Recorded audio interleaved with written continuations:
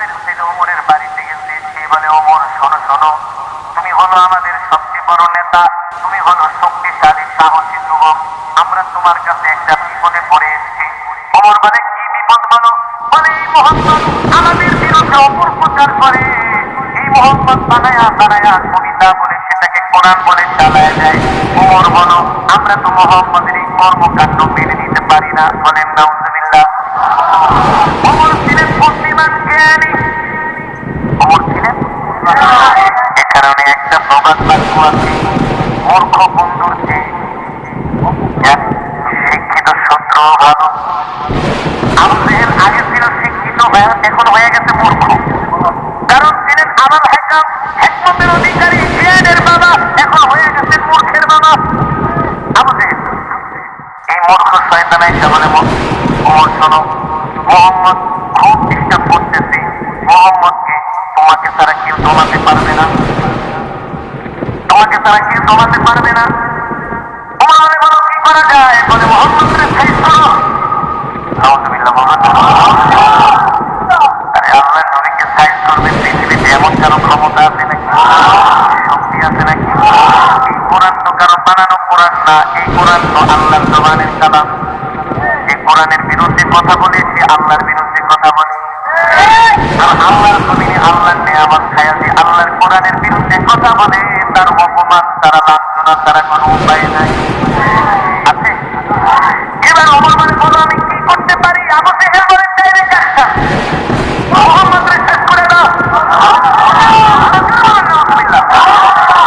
মক্কা থেকে বের করে দাও। ওমর বলে, ঠিক আছে, নেতার দায়িত্ব দিচ্ছেন, আমি চিন্তা ভাবনা করি কি করা যায়। হেদায়েতের মালিক, হেদায়েতের মালিক আল্লাহ, হেদায়েতের মালিক আল্লাহ। হযরত ওমর বলে, ঠিক আছে, আমি চিন্তা করে দেখি মোহাম্মদকে কি করা যায়। হযরত ওমরের মন খারাপ, চিন্তা করতেছে কি করা যায়। আবু জেহেলের কথা শুনবে, আবু জেহেলের কথা শুনে কি আল্লাহ নবীকে অপমান করবে না কি করবে? হযরত ওমর চিন্তায় পড়ে গেলেন। তিনি মনে মনে সিদ্ধান্ত নিলেন, মূর্খ আবু জেহেলের কথা শুনে আল্লাহ নবীর সাথে বেয়াদবি করা ঠিক হবে না। তিনি শিক্ষিত মানুষ, মনে মনে ভাবতেছে, একটা কাজ করি, আগে যাই আমি নিজের চোখে মোহাম্মদকে একটু অবজারভেশন করি, আমি নিজে যে একটু মোহাম্মদকে দেখি, গতিবিধি লক্ষ্য করি, তার সাথে কথা বলি। কারণ একটা মানুষকে ছোট ছোট না দেয় না, সে না তার গায়ে হাত দেওয়ার, তাকে অপমান করা, এটা মূর্খতা ছাড়া আর কিছুই না। দেখবেন মূর্খ মানুষ যদি শোনে দিলে কান নিয়ে গেছে, কানের দিকে না তাকায় দিলের পিছনে দৌড়ায়, এমন কিছু স্বভাবের মানুষ সমাজে আছে কি আছে না? মক্কার কিছু মূর্খ মানুষরা এই স্বভাবের ছিল। ওমর ছিলেন বুদ্ধিমান, বলে, না না না, আবু জেহেলের কথায় কান দেওয়া যাবে না, আগে আমি মোহাম্মদকে যে নিজের চোখে দেখে তার সাথে কথা বলি, তারপরে দেখি কি করা যায়। আল্লাহ নবী বাইতুল্লাহ নামাজ পড়তেছেন। হযরত ওমর বিকাল বেলা ঘুটঘুটে অন্ধকার, মাগরিবের সময় না, আর ওমর মনে মনে চিন্তা করে, সূর্যের আলোতে গেলে আবার মানুষজন দেখবে, মানুষজন দেখা বলবে ওমর তুমি পেটে মোহাম্মদের সাথে মিলে গেছো। এই কারণে ওমর বলে, আমি মাগরিবের সময় বের হলাম, ঘুটঘুটে অন্ধকার, ঘুটঘুটে অন্ধকার। হযরত ওমর মাগরিবের সময় অন্ধকারে বের হলেন, আস্তে আস্তে করে হাঁটতে হাঁটতে তিনি বাইতুল্লাহর চত্বরে গেলেন, যেটা কাবা শরীফ, ওটা যেটা কাবা শরীফ, সেখানে গেলেন। হযরত ওমর বলে, আমি যে কাবার দেয়ালের পাশে লুকায় আছি, পালিয়ে আছি, যাতে মোহাম্মদ আমাকে না দেখে। আমি দেখি সুন্দর সুদর্শন একজন পুরুষ, সুন্দর সুদর্শন অপরূপ সৌন্দর্যের অধিকারী, সুবহানাল্লাহ। হযরত ওমর বলে, আমি প্রথম মোহাম্মদকে দেখলাম, আমি তার সামনের সাইড দেখি নাই, শুধু পিছনের সাইড দেখি। তার হাতগুলো এত সুন্দর, তার আঙ্গুলগুলো এত সুন্দর, পিছন থেকে তার কানগুলো এত সুন্দর। আমার নবীর চুলগুলো ছিল কোকড়া কোকড়া, কত কোকড়া না হতো লম্বাও না, সুবহানাল্লাহ। হযরত ওমর বলে, মোহাম্মদের চুলগুলো আমি, আল্লাহর নবীর চুলগুলো আমি পিছন থেকে দেখলাম, দেখি তিনি নামাজে দাঁড়ায় আছেন, তার চুল বেয়ে বেয়ে ঘাম পড়তেছে, আমার কাছে মনে হলো এক একটা মুক্তার দানা ঝরতেছে।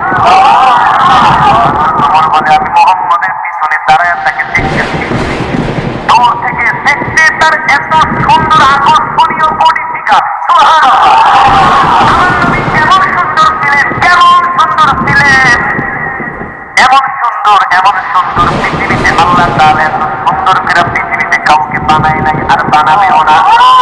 হযরত ওমর বলে আমি এবার মুহাম্মাদের পিছন থেকে দেখতেছি, মনে আছে নাকি? ওই যে হযরত ওমর বলে আমি বাইতুল্লাহ গেলাম মুহাম্মদকে অবজারভেশন করার জন্য, পরীক্ষা করার জন্য। আবু জেহেলদের কথা শুনে খামাখা মুহাম্মদের সাথে খারাপ ব্যবহার করব না, আগে নিজের চোখে যায় আমি মুহাম্মদকে দেখি, আসলে সে ব্যক্তিটা কেমন। এবার হযরত ওমর বলে আমি পিছনে দাঁড়ায় দাঁড়ায় মুহাম্মদের পিছনের সৌন্দর্য দেখে আমি পাগল হয়ে গেছি। আল্লাহু আকবার। আরে এত সুন্দর মানুষটা মিথ্যা কথা কিভাবে বলে? এটা তো হইতে পারে না। মক্কার কাফিরা বলে গেছে এ ওমর, মুহাম্মদ হলো একটা মিথ্যাবাদী, মুহাম্মদ হলো একটা পাগল। বলেন নাউজুবিল্লাহ। মুহাম্মদ হলো একটা জাদুকর। হযরত ওমর বলে আমি পিছনের দিকে তাকায় তাকায় দেখতেছি মুহাম্মদের সৌন্দর্য এত সুন্দর, আর তার চেয়ে বড় সুন্দর হলো মুহাম্মদ এত চমৎকার করে করে কোরআন পড়ে, কোরআন পড়ে। আল্লাহু আকবার। আল্লাহু আকবার।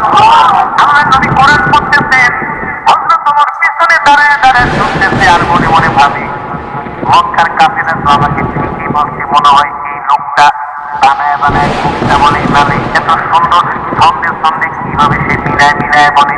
আল্লাহু আকবার। আল্লাহর নবী কোরআন পড়তেছেন আর ওমর চিন্তা করতেছেন আরে মুহাম্মদ মনে হয় বানায় বানায় কবিতা বলে। আল্লাহর নবী বলে ওমা হুয়া বিকাউলি শাইর কলিলাম মা তুমিনুন। আল্লাহু আকবার। আল্লাহর নবী বলে তুমি আমাকে কবি বলতেছো, আমি কবি না, আমি হলাম নবী। যদি তুমি স্বীকার করো ঈমানদার হও। আল্লাহু আকবার। ওমর কয় কিরে এই লোকটারে যা কবি বলছে এটা সে জানে কিভাবে? ওমর তো বলতেছে মনে মনে মানে নাই, কিন্তু আল্লাহ নবী বলতেছে ওমা হুয়া বিকাউলি শাইর, আমি কবি না। ওমা হুয়া বিকাউলি শাইরিন কলিলাম মা তুমিনুন। তোমরা অল্প মানুষই বলো যে আমি কবি না, আমি হলাম আল্লাহর নবী। যদি তোমাদের ঈমান থাকে আর তোমরা অল্প মানুষই ঈমান গ্রহণ করবে, ঠিক কিনা বলেন? হযরত ওমর বলে কিভাবে বলো, কিভাবে সে বললো আমি যে তার নামে বলতেছি সে কবি? এবার হযরত ওমর বলে সে যেহেতু আমার মনের কথা চাইনা গেছে, তাহলে মনে হয় এই লোকটা হলো একটা গণক। গণকরাই তো মানুষের মনের কথা। আল্লাহ নবী বলেন وما هو بقول الشاعر قليلا ما تؤمنون ولا بقول الكاهن قليلا ما تذكرون। আল্লাহু আকবার। তুমি আমাকে গণক ভাবতেছো, আমি গণক না, আমি গণক না। তুমি যেটা ভাবতেছো তোমার ভাবা সত্য নয়, আমি হলাম আল্লাহর নবী, ঠিক কিনা বলি? তানজিলুম মির রাব্বিল আলামিন। আমি গণক না, আমি গণক না, আমি যেটা বলতেছি সেটা হলো আমার রবের পক্ষ থেকে কোরআন। আল্লাহু আকবার। হযরত ওমর বলে এ লোকটাকে আমি গণক বললাম, সে বলে আমি গণক না, আমি যে তাকে গণক বললাম সেটা কিভাবে জানলো? আল্লাহু আকবার। আবার বলতেছে আমি যেটা তেলাওয়াত করতেছি এটা হলো আমার রবের পক্ষ থেকে আমাকে দেওয়া কোরআন। হযরত ওমর অবাক হয়ে গেল যে আমার মনের কথা এই লোক কিভাবে জানে? এখন রহস্য লাগছে কি লাগছে না? হযরত ওমর বলে এই রহস্যর উদ্ঘাটন আমাকে করতেই হবে, আর যদি রহস্যর উদ্ঘাটন করতে হয় তাহলে তো আল্লাহর নবীর সাথে কথা বলতে হবে। কথা না বলে তো আর রহস্যর উদ্ঘাটন করা যাবে না। হযরত ওমর দাঁড়ায় আছে। আল্লাহর নবী যখন নামাজ শেষ করলেন, আল্লাহর নবী তার হুজরার দিকে যাবেন। হযরত ওমর যায় তার পথ রোধ করলেন, বললেন ইয়া মুহাম্মদ, ও মুহাম্মদ দাঁড়ান, আপনার সাথে আমার কিছু কথা আছে। আল্লাহর নবী বলে ইমশি মাই, চলেন আমার সাথে আমার বাড়িতে যেয়ে কথা বলবো। আল্লাহর নবী হযরত ওমরকে নিয়ে বাড়িতে চলে গেলেন। সুবহানাল্লাহ বলেন। আল্লাহর নবী হযরত ওমরকে নিয়ে বাড়িতে চলে গেলেন। আল্লাহর নবীর সাথে হযরত ওমর যখন বাড়িতে গেলেন, হযরত ওমর বারবার আল্লাহর নবীর চেহারার দিকে তাকায়। সুবহানাল্লাহ। আর সে নিজে নিজে মাপতেছে, ভাবতেছে, চিন্তা করতেছে, আল্লাহর নবীকে বোঝার চেষ্টা করতেছে। মক্কার সব কাফেরেরা যার বিরুদ্ধে, আমি আজকে তার সামনে। হ্যাঁ, মক্কার কাফেরেরা যার বিরুদ্ধে মিথ্যা প্রপাগান্ডা ছড়িয়েছে, আমি তার সামনে। কিন্তু তার চেহারা দেখলে মনে হয় সে হলো পৃথিবীর সবচেয়ে ভালো মানুষ। তার সাথে কথা বললে মনে হয় তার মতো এত সুন্দর আখলাক ওয়ালা দেওয়ার ওয়ালা মানুষ মক্কার জমিনে একজনও নাই। জোরে বলেন আল্লাহু আকবার। আরে জোরে বলেন আল্লাহু আকবার।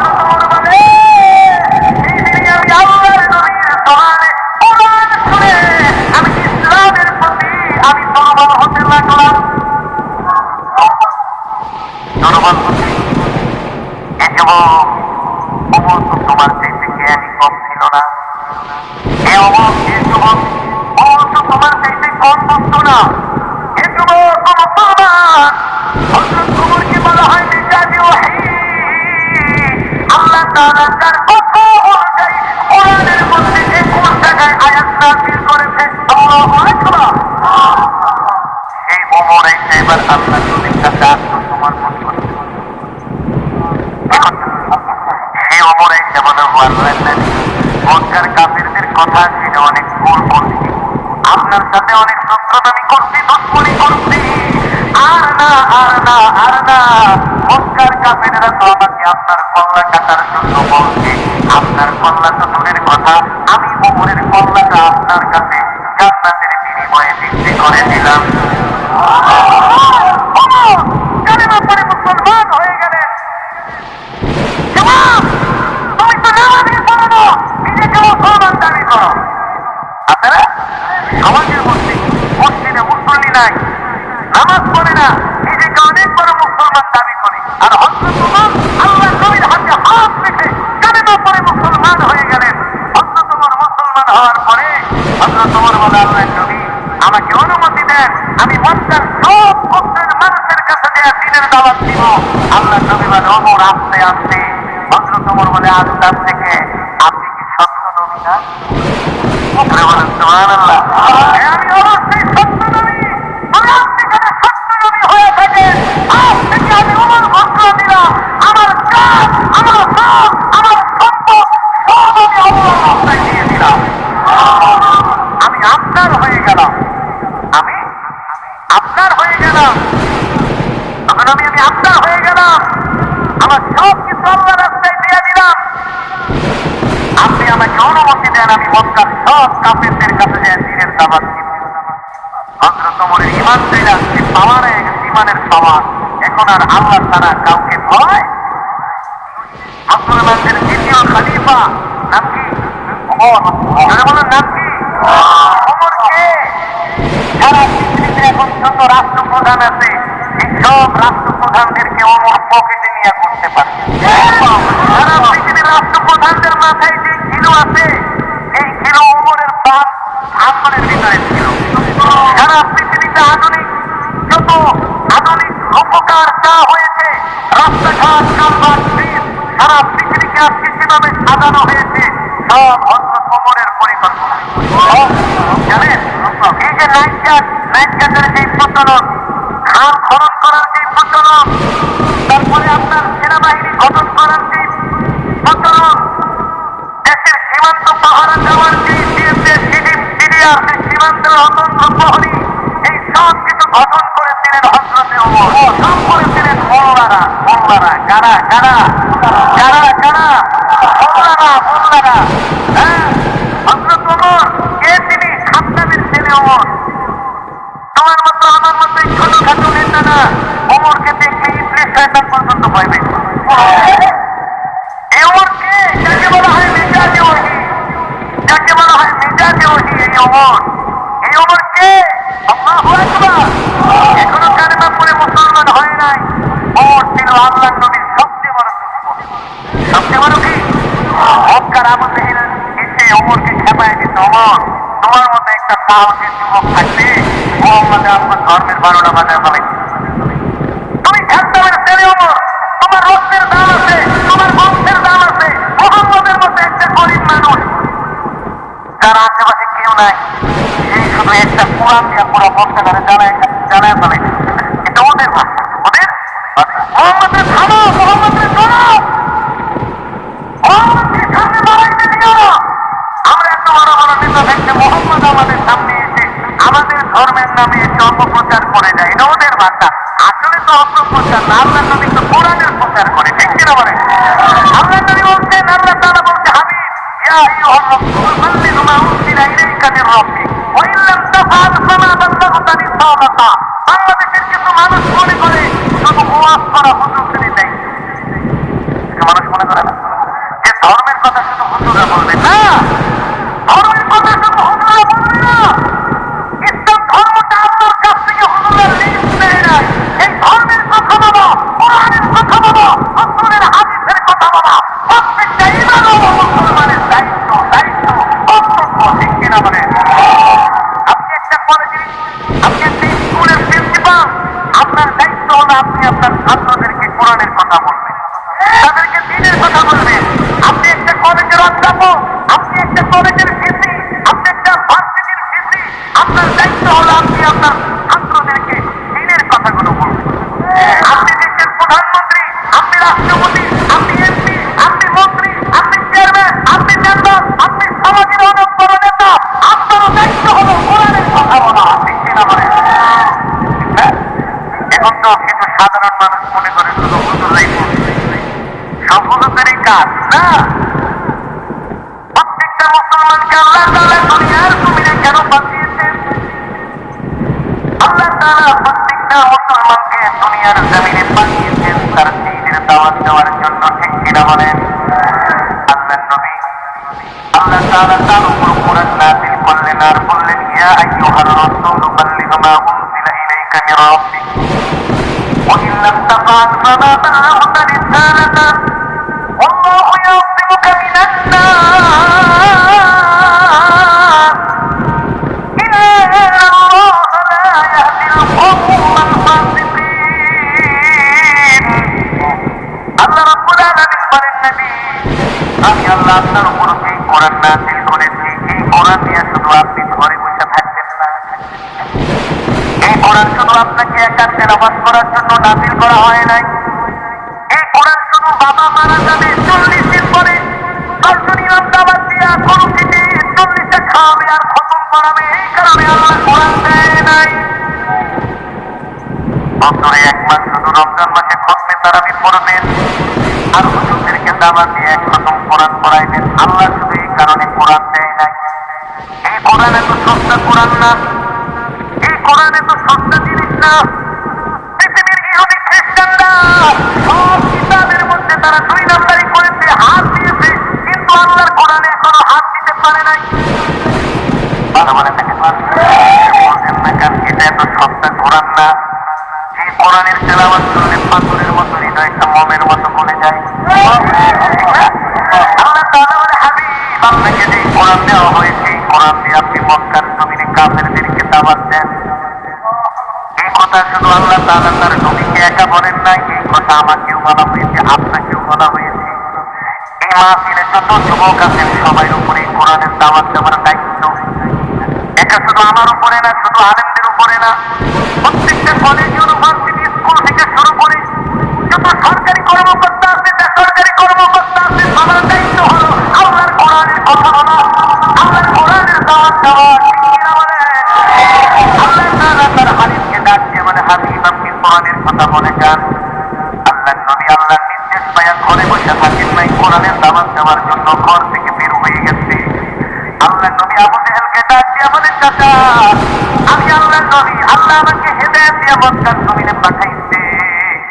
ও আবু জেহেল, চাচা, আপনি কালেমা পড়ে মুসলমান হয়ে যান। আবু জেহেল বলে, মোহাম্মদ, তুমি নিজে বানায় বানায় কবিতা বলো আর কোরআন বলে চালায় দাও, তোমার মতো মিথ্যাবাদীকে আমি নবী মানতে পারবো না। বলেন নাউযুবিল্লাহ।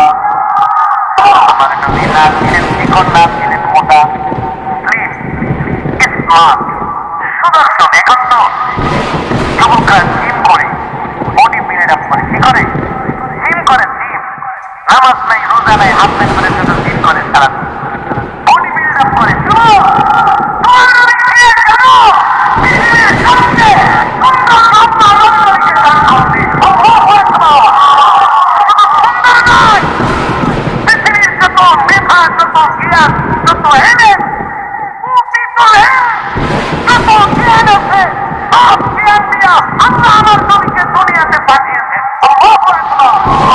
রাষ্ট্র পরিচালনা করার যোগ্যতা, রাষ্ট্র পরিচালনা করার যোগ্যতা, ময়দানে যুদ্ধ করার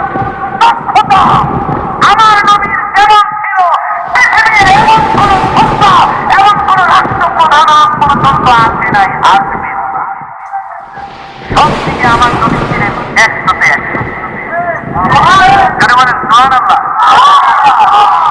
এই কারণেই আম্মা জান আয়েশা বলেছেন, মিশরের রমণীরা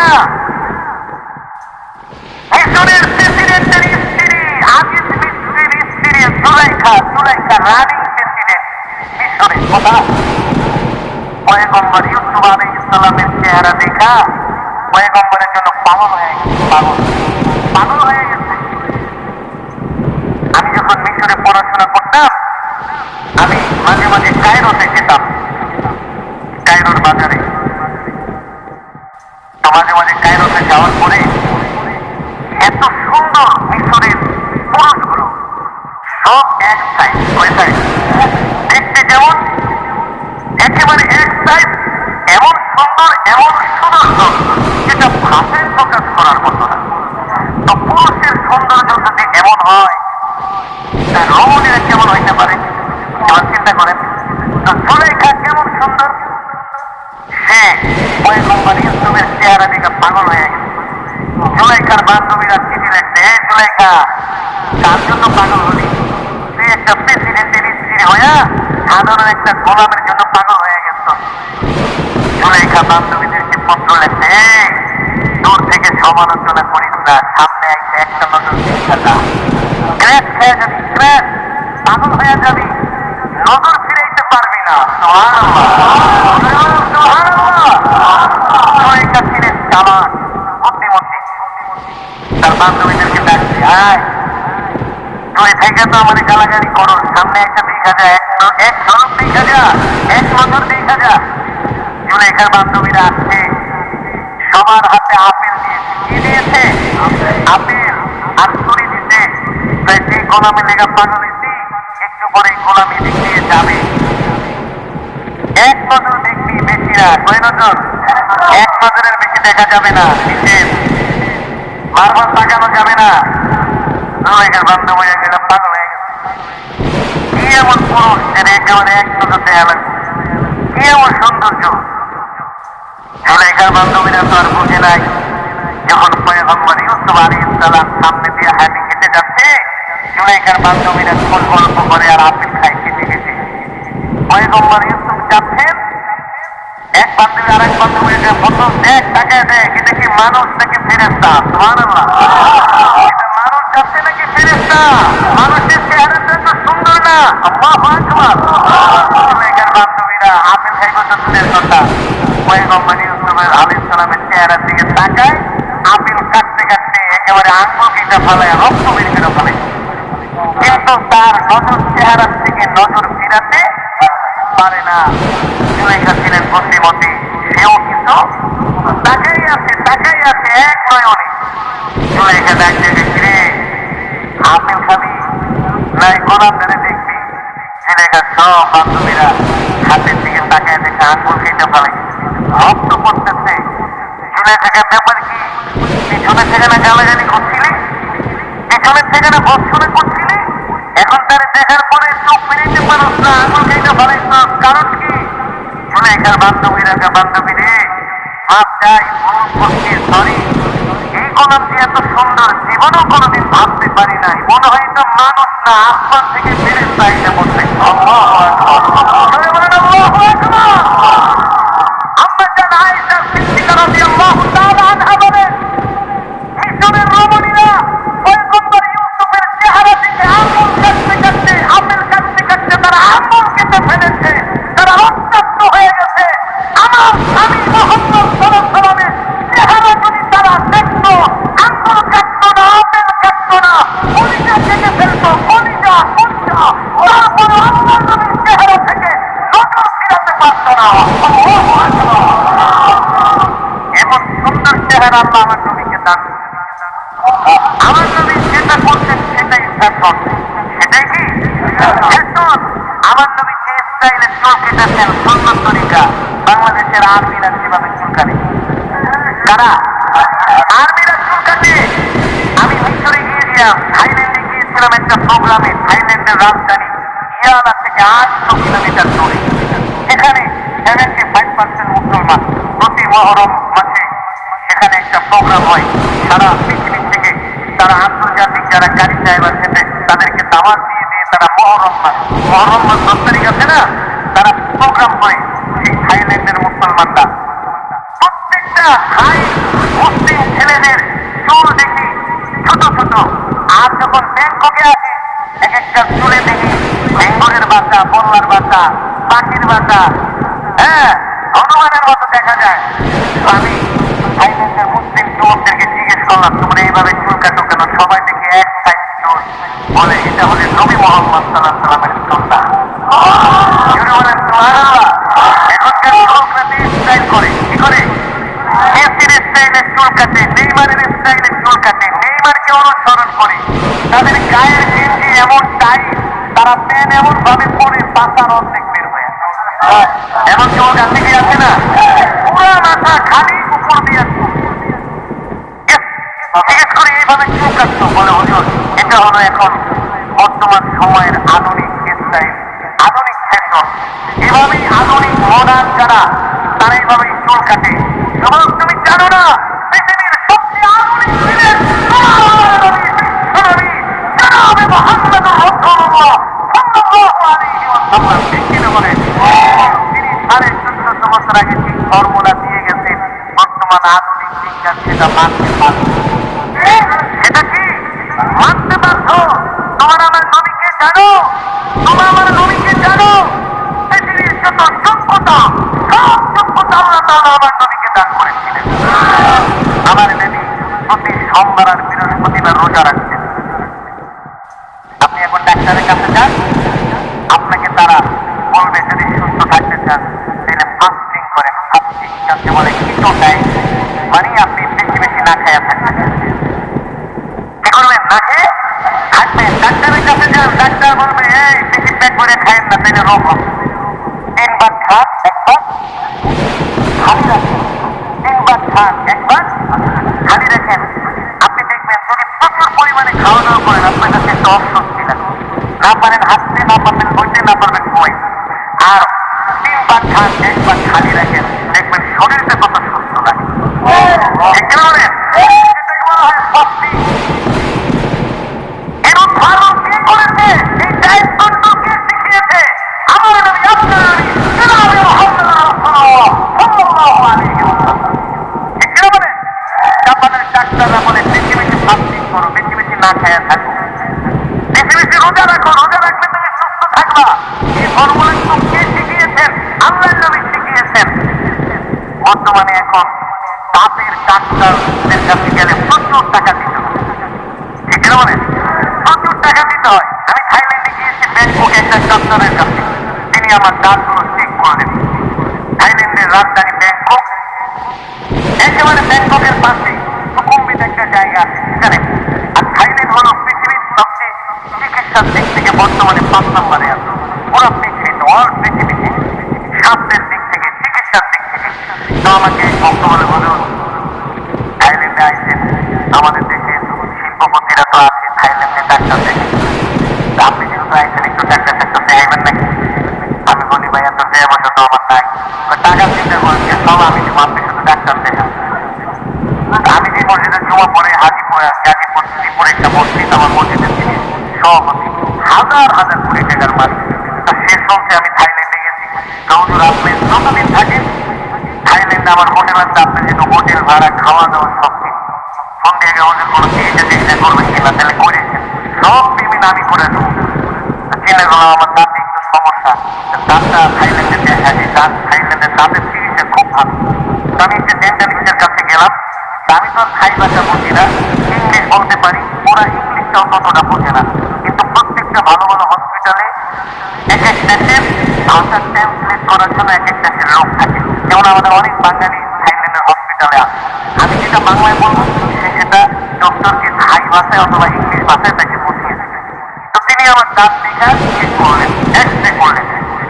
এক্স রে করার পরে ডাক্তার বলতেছে, তোমার ওই বাঙালিকে ডাক দিয়ে করে এটা কেধা তোদের দেশের, উনি বলতেছেন উনি হচ্ছে রিলিজিয়াস পার্সন, অর্থাৎ আমাদের ধর্মগুরু। ওরা বলি না হুজুর, ইংলিশে বলে যে রিলিজিয়াস পার্সন, ধর্মগুরু, ধর্মচর্চা করে, ওনাকে যেভাবে ও বোঝাচ্ছে। পরে বলতেছে যে ওর দাঁত তো পুরো সমস্যা নেই, খুব ভালো আছে। পরে ডাক্তারটা বললো কি যে আচ্ছা আমি বুঝলাম না, তোমাদের যত মুসলমান আমার কাছে আছে, যত পেশেন্ট যাদের দাড়ি আছে, টুপি আছে, এমন যাদেরকে আমি আজ পর্যন্ত দাঁত চেক করছি, 100-র মধ্যে বলে আমি 90টাই ভালো পাই, 90টারই ভালো পাই। সে আমাকে হাইতে হাইতে একটা হুজুর একটা মজার ঘটনা বলছে, মানে ডাক্তার আপনার দাঁতটা চেক আপ করে বলছেন যে আপনার দাঁত খুব ভালো আছে। বলে আপনাদের মতো মানুষদের নাকি দাঁত দ্রুত চেক করে, থাইল্যান্ড মুসলিম হোক, থাইল্যান্ডের হুজুর যারা আছে সবার, মানে সবার দাঁত ভালো, কারণটা কি? পরে আমি বলি ভাই এর রহস্য হলো আমি প্রতিদিন 5 ওয়াক্ত নামাজে 5বার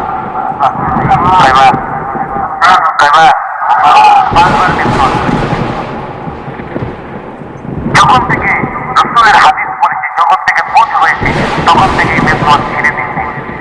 রাসূলের হাদিস, আপনি যদি মেসওয়াক করেন আপনার পেটের কোনো রোগ থাকবে না, লিভারের কোনো রোগ থাকবে না, স্টমাকে আপনার কোনো রোগ থাকবে না।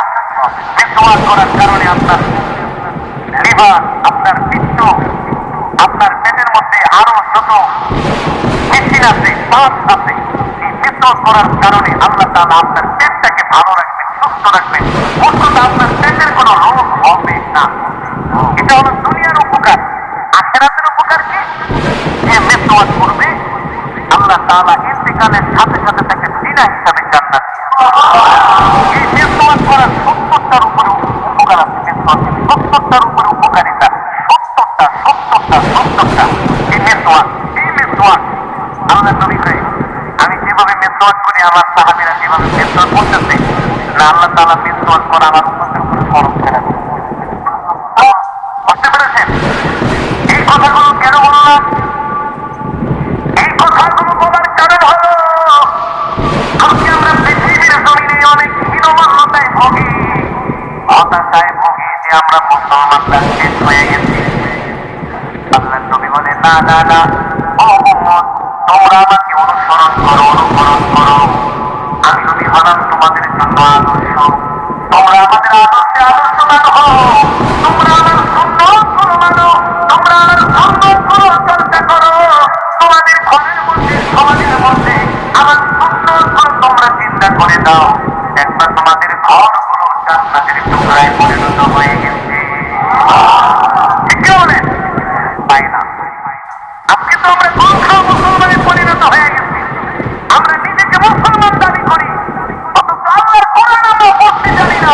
আমরা নিজেকে মুসলমান দাবি করি, কোরআন বিশুদ্ধভাবে তেলাওয়াত করতে জানি না, অথচ তলাবুল ইলমি ফরিদাতুন আলা কুল্লি মুসলিম, প্রত্যেকটা মুসলমানের উপরে কোরআন শিক্ষা করা হলো ফরজ। এই কোরআনের তেলাওয়াত করে ওমর কালেমা পড়ে মুসলমান হয়ে গেছে। বলে আমি সেই দিন আল্লাহ নবীর জবানে বাইতুল্লাহ কোরআন শুনেছি, সেই দিন থেকে আমি ইসলামের প্রতি দুর্বল হয়ে গেছি। ইসলাম আমার হৃদয় জয় করেছে এই কোরআনের তেলাওয়াত শুনে, সেই কোরআনই তো আমি আপনাদের সামনে তেলাওয়াত করলাম। দুঃখের বিষয় আমাদের সমাজের মেজরিটি% মানুষ কোরআন পড়তে জানে, 60-70 বছর হয়ে গেছে 10টা সূরা মুখস্থ করতে পারে না, ঠিক কেমন বিশুদ্ধভাবে পড়তে পারে না। অথচ আমরা নিজেকে অনেক বড় ইমানদার দাবি করি, অনেক বড় ইমানওয়ালা দাবি করি। নামাজ ভঙ্গের কারণ 19টি, তার মধ্যে অন্যতম কারণ হল নামাজে অশুদ্ধ পড়া। নামাজে অশুদ্ধ পড়া, আমরা আমাদের সন্তানরা কোরআন শিখতে কিনা সেই দিকে খবর নেই না। ইংরেজি শিক্ষকরা কি সন্তানের জন্য মাসে 5,000 টাকা বেতন দিয়ে আসে? কথা বলেন, ইংরেজি শিক্ষকরা কি 5,000 টাকা বেতন দিয়া, গণিতের শিক্ষকরা কি 6,000 টাকা বেতন দিয়া ছেলেকে বাংলায় অনার্স পড়ায়, ইংলিশে অনার্স পড়ায়, মাস্টার্স পড়ায়, ডক্টরেট পড়ায়, পিএইচডি পড়ায়, আর কোরআন শেখানোর জন্য মসজিদের মুয়াজ্জিনকে দেখা, হুজুর আমার ছেলেরে পড়াইবেন? পড়াবো, বেতন কত? বেশি না, 500 দিতে পারো। কত? তাও মাসে বছরে 6 মাস বাকি। নিজেও কোরআন পড়তে পারে না, সন্তানকেও কোরআন শিখায় নাই। অথচ রাসূলের সাহাবীরা কেমন ছিলেন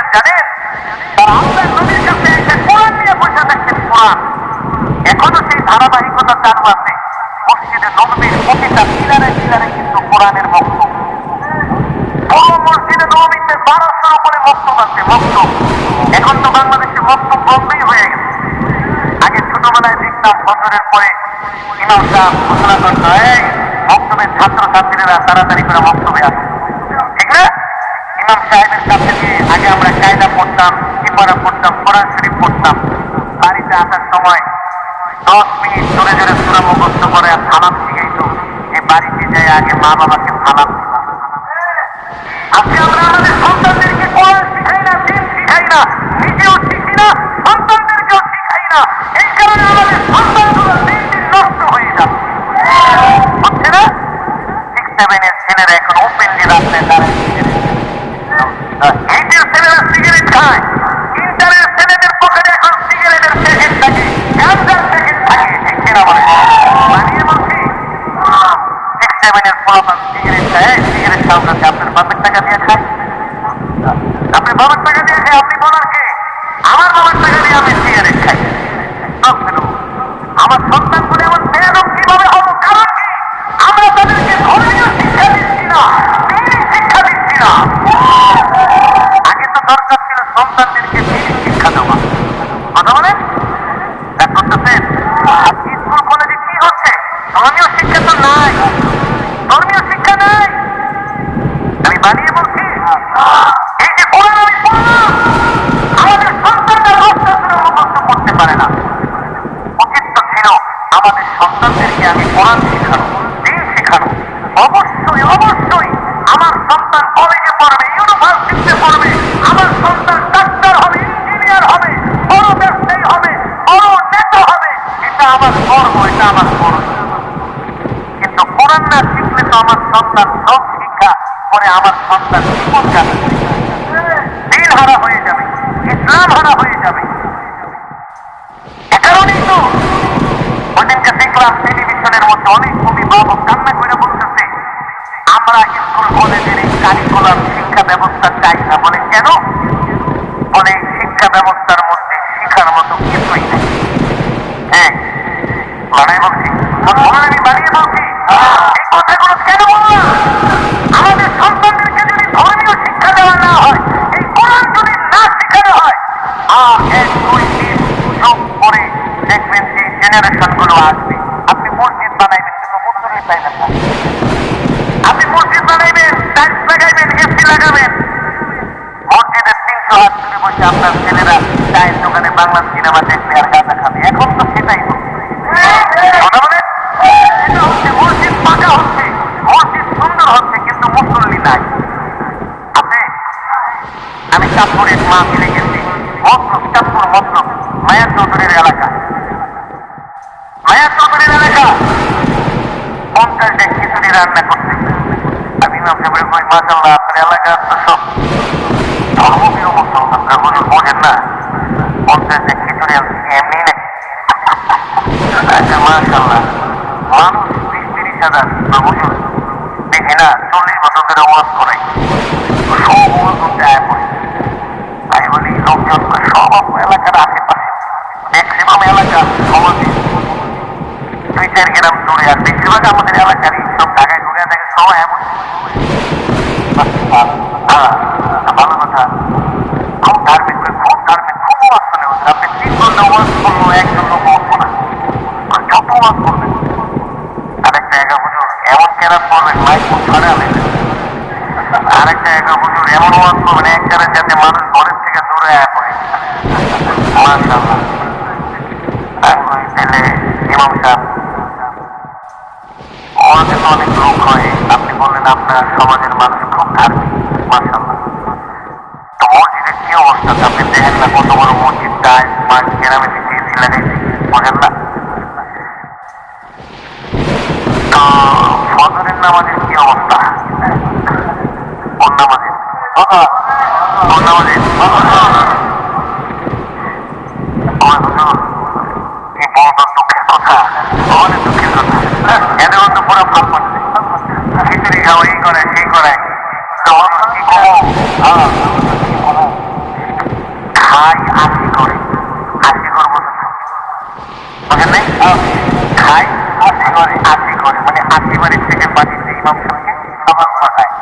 খান সব মোহাম্মদ করে মুসলিম হুজুর ফজরের নামাজে আজ হয় না। জুমার নামাজে হুজুর উঁচু খানেও জায়গা দেওয়া যায় না, মাঠ ঘাট সব বইটা যায়। জুমার নামাজে যদি জায়গা দেওয়া না যায়, ওয়াজ মাহফিলে যদি 50 যে খিচুড়ি রান্না খাওয়ান, তো ফজরের নামাজে 8 জন মুসলিমকে কারণ কারণ কি? এখন আর ইমাম সাহেব কথা বলে না, আমি বলি শোনেন, রাসূলের হাদিস, মানুষ যখন ধর্ম শিক্ষা থেকে দূরে সরে যাবে, আস্তে আস্তে করে ধর্ম শিক্ষা থেকে যখন দূরে সরে যাবে, দিন থেকে যখন দূরে সরে যাবে, তখন তাদের অন্তরটা পাথরের মতো শক্ত হয়ে যায়। তখন আর তাদের কাছে ইবাদত মজা লাগে না। ওয়াজে মানুষ আসে যে হুজুরে কেমনে টান দেয়, কেমনে সুর দেয়, তো শিখাই, হাসায় না, কাঁদায় না, লাফায়, বুঝেন নাই? রং দেখতে আসে। কিন্তু মানুষ যদি দিন না শিখে, কোরআন না শিখে, তাহলে আস্তে আস্তে করে 1, 2, 3, 4 যুগ পরে এই মুসলমানগুলো ঈমান হারা হয়ে যায়, ঈমান হারা হয়ে যায়। এই কারণে আমাদের সন্তানদেরকে দিন শেখাতে হবে, নিজেও কোরআন শিখতে হবে, সন্তানদেরকেও কোরআন শেখাতে হবে। হযরত ওমর এই কোরআনের পাগল হয়ে তিনি কালেমা পড়ে মুসলমান হয়ে গেলেন, এই কোরআনের পাগল হয়ে কোরআন শুনা। এই কারণে আমি আপনাদের হাতে ধরি, পায়ে পড়ি, আজকে আমাদের স্কুল কলেজের সন্তানগুলো নষ্ট হয়ে যাচ্ছে, কারণ ধর্মীয় শিক্ষা তাদের মাঝে নাই। আগে আমাদেরকে ধর্মীয় শিক্ষা তাদেরকে দিতে হবে, ঠিক কিনা বলেন? 1, 2 বছর 3 বছর আগে তাদেরকে কোরআন শিখাতে হবে, দিন শিখাতে হবে, আদব কায়দা শিখাতে হবে, ভদ্রতা শিখাতে হবে, সভ্যতা শিখাতে হবে। এগুলো ধর্ম শিক্ষা দ্বারা বিকল্প কোনো পথ নাই। এ কারণে আপনারা রাগ করবেন না, আমাদের সন্তানদেরকে অবশ্যই আমরা স্কুল কলেজে পড়াবো, কিন্তু আগে আমরা ধর্মীয় শিক্ষাটা দিব, ঠিক কিনা বলেন? রাসূলের শিক্ষা দিব, ওহীর শিক্ষা দিব। তাহলে আমার সন্তান ডাক্তার ইঞ্জিনিয়ার হলেও কখনো আমার সন্তান বিপদগামী হবে না, বিপদগামী হবে না। অনেক অভিভাবক হুজুর একটা তাবিজ দেন, কি হয়েছে যে আমার সন্তান একেবারে গাঁজা নেশা করতে করতে অ্যাডিক্টেড হয়ে গেছে, গাঁজা নেশার প্রতি এত অ্যাডিক্টেড হয়েছে, নষ্ট হয়ে গেছে। হুজুর কিন্তু তাবিজ দেন, পানি পড়া দেন। আমি বলি ভাই তাবিজ কেন? আমার এই ভাইটাও যদি তাবিজ বানায় খাওয়ার কোনো লাভ হবে না। আগে দরকার ছিল আপনার সন্তানকে ধর্মীয় শিক্ষা দেওয়া, কোরআন শিক্ষা দেওয়া, ঠিক কিনা বলেন? এই কারণে আমি কোরআনের তেলাওয়াত করলাম, কোরআন থেকে বয়ান করলাম। এর মূল মেসেজ কি? আমরা নিজেরাও কোরআন শিখবো, সন্তানদেরকেও কোরআন শিখাবো। রাজি আছেন ইনশাআল্লাহ? রাজি আছেন ইনশাআল্লাহ? আমরা কে নিজেরাও কোরআন শিখবো, সন্তানদের কোরআন শিখাবো। হাত উঠে আল্লাহকে দেখা, লিল্লাহি তাকবীর, লিল্লাহি তাকবীর। আমরা কবুল করেন, বলি আমিন। হাত নামান দিয়ে বলতে হবে, আমাদের হায়াতের মালিক কে? আমাদের রিজিকের মালিক কে? মুসলমান আমরা কার গোলাম? এক আল্লাহর গোলাম, ঠিক কিনা বলেন? মুসলমান এই আসমান কার? জমিন কার? কোরআনে আছে কি আছে না? আল্লাহ তাআলা বলছেন, আলা লাহুল খালকু ওয়াল আমরু তাবারাকাল্লাহু রাব্বুল আলামিন। আমার নবী যখন মক্কার জমিনে এই কোরআনের দাওয়াত দিতেন, এই কোরআনের তেলাওয়াত করতেন, এই কোরআনের কথা বলতেন, আবু জেহেল, আবু লাহাব, উতবা, শাইবা, ওলীদ ইবনে মুগীরারা আল্লাহর নবীর কোরআনের তেলাওয়াতের বিরুদ্ধে তারা দাঁড়িয়েছিল। তারা কোরআনের তেলাওয়াতকে পছন্দ করত না। মক্কার মানুষ যাতে কোরআন শুনতে না পারে, তারা সব রকমের বাধার প্রাচীর হয়ে দাঁড়িয়েছিল। আল্লাহ তাআলা নবীকে ডাক দিয়ে বলে, হাবিব, আপনি মক্কার কাফেরদেরকে বলে দেন, আলা লাহুল খালকু ওয়াল আমর তাবারাকাল্লাহু রাব্বুল আলামিন। হে মক্কার কাফেররা, আমি যে কোরআন পড়ছি, এই কোরআন আমি মুহাম্মদ বানায়ে বানায়ে বলি না, এই কোরআন হলো আল্লাহর জবানের কালাম। ঠিক কিনা বলেন? এই কোরআন কোনো কবির কাব্য নয়, এই কোরআন কোনো পৃথিবীর মানুষের বানানো কোনো কাব্য নয়, এই কোরআন হলো আল্লাহর জবানের কালাম। মক্কার কাফেররা তোমরা যতই বিরোধিতা করো না কেন, আমি আল্লাহর নবী মুহাম্মদ বলছি, আলা লাহুল খালকু ওয়াল আমর, আসমান কার চলে তারা। ঠিক কিনা বলেন? আমি কার?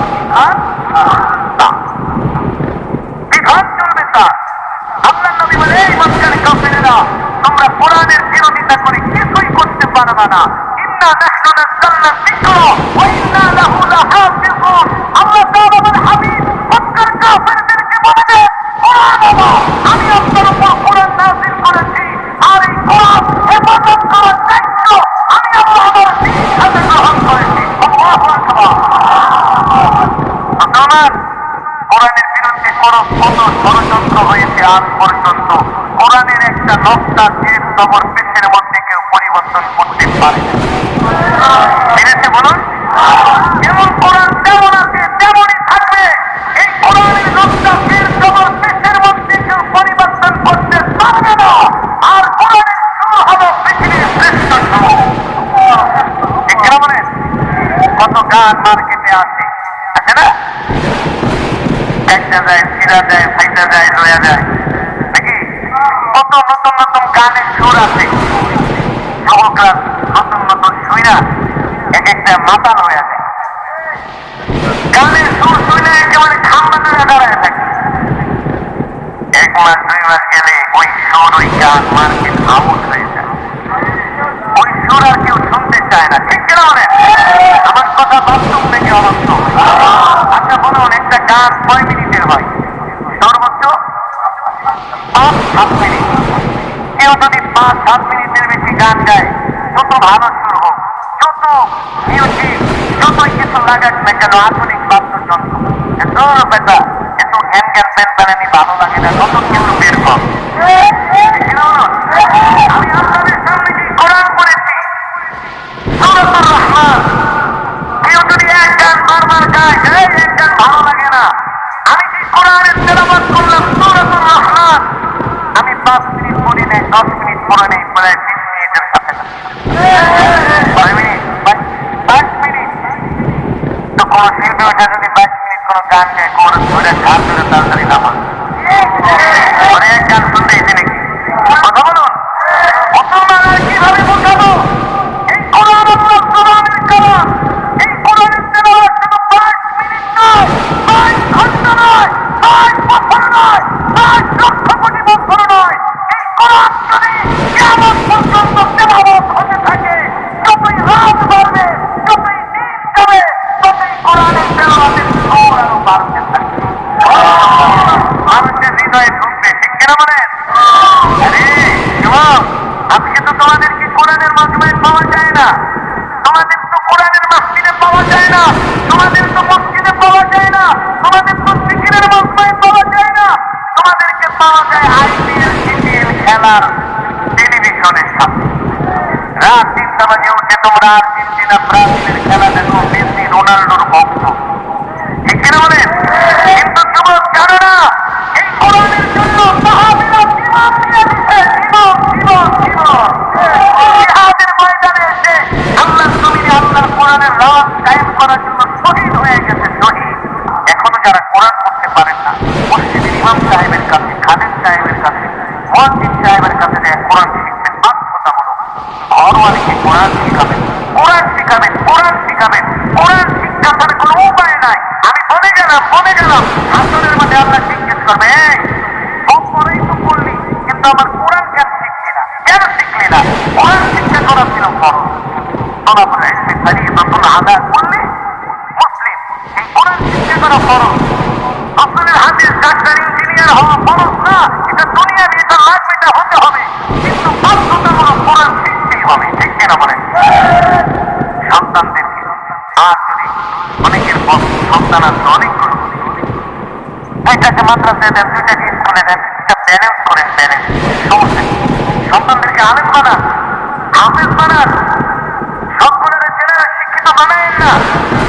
এই সন্তানদের একটা মাদ্রাসায় পড়ান, আপনি ইন্তেকাল করলে আপনার কবরের পাশে দেয় সূরা ইয়াসিন তেলাওয়াত করবে, আপনার জন্য দোয়া করবে, পড়েছেন বুঝি মিস যাবে সন্তানের দোয়া। আপনি মসজিদ থেকে ইমামটা ভাড়া করে নিয়ে দোয়া করেন, আর আপনার সন্তান যদি আপনার জন্য দোয়া করে, 2 জনের দোয়া কোনোদিনই এক। আপনার সন্তান তো আপনার জন্য দোয়া করার সময় তার বুকটা ফেটে যাবে, ফেটে যাবে যে আমার দাদা শুয়ে আছে। আর ইমাম সাহেব যতই বুজুর্গ হোক, তাড়াতাড়ি করে দোয়া করে, আর একটু বেশি করুক, করার পরে হাদিয়া নিয়েছিলেন। আর সন্তান প্রতিদিন আপনার জন্য সূরা ইয়াসিন পড়ে দোয়া করবে, অত নেকামদার কবরে যাবে। এ কারণে সন্তানদেরকে কলেজ ইউনিভার্সিটিতেও পড়াবেন, মাদ্রাসায়ও পড়ায়, আলেম বানায়।